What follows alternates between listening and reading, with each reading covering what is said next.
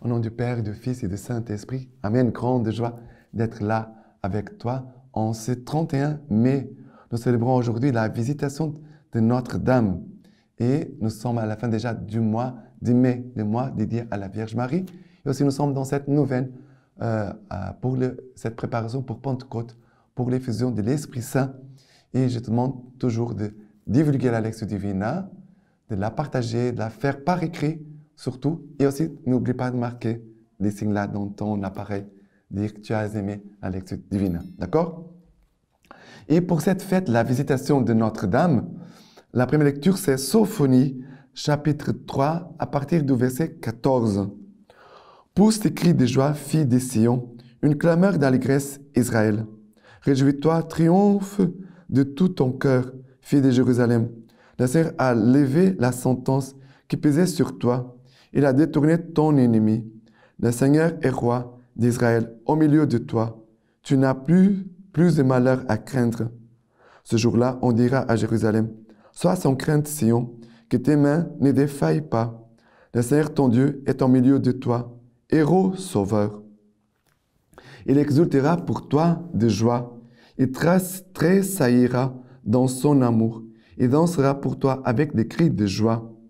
Les affligés, loin de la fête, je les rassemble. Ils étaient loin de toi pour que tu ne portes plus la honte. Alors, ici, pousse des cris de joie, fille de Sion, mais bien sûr, on peut voir ici la présence de la Vierge Marie, mais aussi chacun de nous, parce que pour toute l'Église, cette fille de Sion, cette fille bien-aimée, c'est chacun de nous. Et le Seigneur veut vraiment faire jaillir de nos cœurs une clameur d'allégresse. Le Seigneur dit, réjouis-toi. Ce passage de Sophonie, elle est remplie de joie, vous avez remarqué. La Vierge Marie, qui garde la présence de la Vierge Marie, la Vierge Marie est la gardienne de la foi dans l'Église et dans la vie des chrétiens. Mais la foi et la joie, elles vont ensemble, si vous remarquez. C'est lui qui garde vraiment la foi. Et il garde l'écoute de Dieu. Il est dans la présence de Dieu.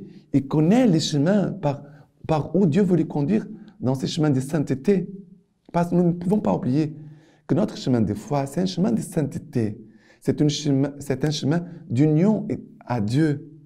Et c'est aussi un chemin de salut pour chacun de nous. Et alors, ici, nous voyons ce passage rempli de joie. La Vierge Marie veut vraiment nous visiter à chacun de nous et nous apporter cette joie qui vient de la foi. Le Seigneur a levé la sentence qui pesait sur toi. Le Seigneur a joie, pourquoi? À cause de la présence de la Vierge Marie. Joie, parce que le Seigneur a levé la sentence qui pesait sur toi. Il a détourné ton ennemi. Joie pour cela. Le Seigneur est roi au milieu de toi, au milieu ici. Pour cela, la joie. Tu n'as plus de malheur à craindre.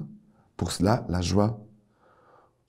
Ce jour-là, on dira à Jérusalem, sois sans crainte, Sion. Sois dans la foi. Sion, Jérusalem, sois dans la foi. Pour cela, la joie. Que tes mains ne défaillent pas. Ça veut dire la force, la joie qui vient de la foi. Le Seigneur, ton Dieu, est au milieu de toi, héros, sauveur. Jésus, vainqueur, Jésus ressuscité. Il exultera pour toi de joie. Mais Dieu exulte maintenant. Regardez, joie de notre côté, joie du côté de Dieu. Il exultera pour toi de joie.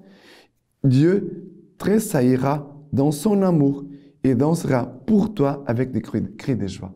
C'est très beau d'imaginer Dieu qui danse de joie, avec des cris de joie à cause de nous. Ça veut dire que Dieu veut se réjouir en nous et que nous pouvons vraiment réjouir le cœur de Dieu.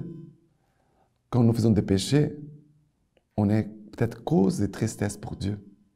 Mais aussi, dans ces chemins de foi, et la Vierge Marie se tienne, elle est la gardienne de notre foi, nous pouvons aussi réjouir le cœur de Dieu. Les affligés loin de la fête, je les rassemble. Dieu, par la Vierge Marie, par la foi, veut nous rassembler. Ils étaient loin de toi pour que tu ne portes plus la honte. C'est va enlever de nous la honte et nous communiquer la joie par la foi. Joie par la foi. D'accord? Maintenant, les psaumes d'aujourd'hui, c'est Isaïe, chapitre 12, à partir du verset 2. Voici le Dieu de mon salut. J'aurai confiance et je ne tremblerai plus, car ma force et mon chant, c'est le Seigneur. Il a été mon salut. Dans l'allégresse, vous puiserez de l'eau aux sources du salut. Et vous direz en ce jour-là, louez le Seigneur, invoquez son nom, annoncez au peuple ses eaux faits, rappelez que son nom est sublime. Chantez au Seigneur, car il a fait de grandes choses, qu'on le proclame sur toute la terre. Poussent des cris de joie, des clameurs habitantes des Sion, car il est grand au milieu de toi, le Saint d'Israël. Et ici, il a plusieurs choses. Vous voyez qu'il a joie, salut. La foi, c'est une expérience du salut de Dieu dans notre vie.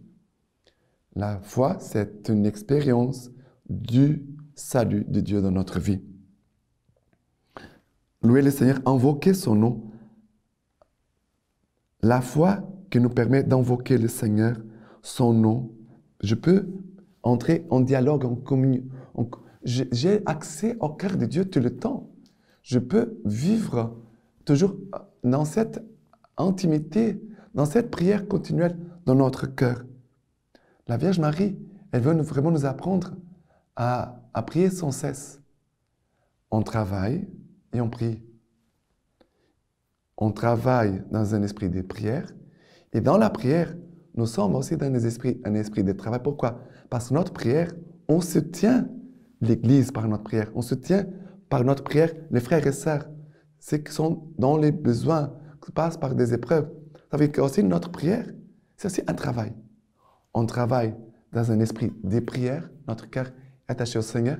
Et quand nous sommes à la prière, nous sommes aussi dans un service au Seigneur. Pour les frères et sœurs, on ne prie pas que pour nous. Notre prière, elle soutient le monde. Et comme nous avons besoin de prier pour notre monde, à cause de toutes ces guerres, de toute cette haine, tous ces péchés, le monde aujourd'hui veut vraiment effacer la présence de Dieu au milieu de nous. Et il est grand au milieu de toi. Le Seigneur est grand, il est tout-puissant au milieu de toi. Dieu, il est grand, il est plus grand que nos problèmes, que nos épreuves. Dieu est toujours plus grand. Ça, c'est la foi. Dieu, nous avons un grand Dieu. C'est pour ça qu'on doit dire à nos problèmes, à nos épreuves, nos difficultés, nous devons dire, j'ai un Dieu très grand, un Dieu qui est tout puissant.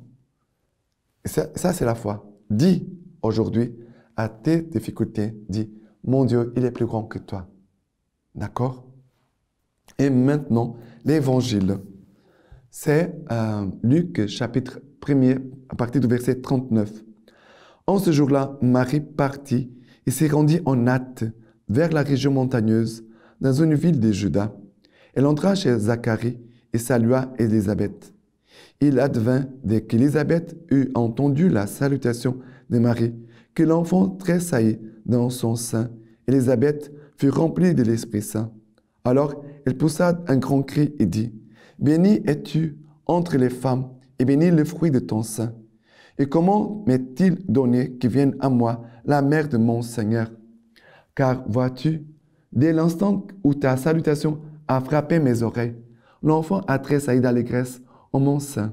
Oui, bienheureuse celle qui a cru en l'accomplissement de ce qui lui a été dit de la part du Seigneur. » Marie dit alors, « Mon âme exalte le Seigneur, et mon esprit tressaille de joie en Dieu mon Sauveur, parce qu'il a jeté les yeux sur l'abaissement de sa servante.